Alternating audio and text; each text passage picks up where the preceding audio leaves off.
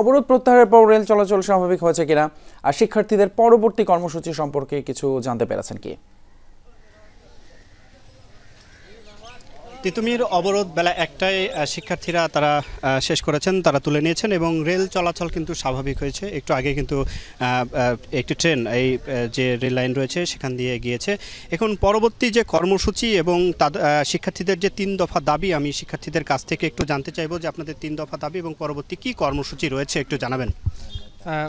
জি, আজকে আমরা রাজশাহী বিশ্ববিদ্যালয়ের শিক্ষার্থীরা ডিসেন্ট্রালাইজড বাংলাদেশের জন্য আমরা আজকে আন্দোলনে নেমেছি এবং আমাদের ইতিপূর্বে আমরা বিভিন্ন সমাবেশ মানববন্ধন করেছি আমাদের ক্যাম্পাসে। আজকে আমাদের তারই ধারাবাহিকতায় আজকে আমাদের বিশ্ববিদ্যালয় সংলগ্ন স্টেশন বাজারে আমরা রেল অবরোধ করেছি।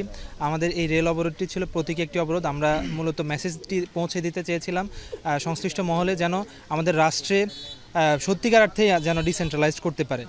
এই জন্য মূলত আমাদের আজকের এই কর্মসূচি। ৩ দফা দাবিগুলো কি? জি, আমাদের 3 দফা দাবির মধ্যে হচ্ছে রাজশাহী বিশ্ববিদ্যালয়, চট্টগ্রাম বিশ্ববিদ্যালয়, জাহাঙ্গীরনগর বিশ্ববিদ্যালয়, জগন্নাথ বিশ্ববিদ্যালয় সহ অন্যান্য পাবলিক বিশ্ববিদ্যালয়, প্রাইভেট বিশ্ববিদ্যালয়, 7 কলেজ, মাদ্রাসা সহ বাংলাদেশের সকল স্টেকদের যোগ্যতার ভিত্তিতে রাষ্ট্র সংস্কারের অংশগ্রহণ নিশ্চিত করতে হবে। আমাদের দ্বিতীয় দাবিটি হচ্ছে যে সংস্কার কমিশন, পিএসসি, ইউজিসি সহ রাষ্ট্রীয় সকল গুরুত্বপূর্ণ প্রতিষ্ঠান ও সংস্থাগুলো পুনর্গঠন করে সবার অংশগ্রহণ নিশ্চিত করতে হবে। আমাদের তৃতীয় দাবিটি হচ্ছে ডিসেন্ট্রালাইজড বাংলাদেশ গঠনে দ্রুত সময়ের মধ্যে একটি রূপরেখা প্রণয়ন করতে হবে।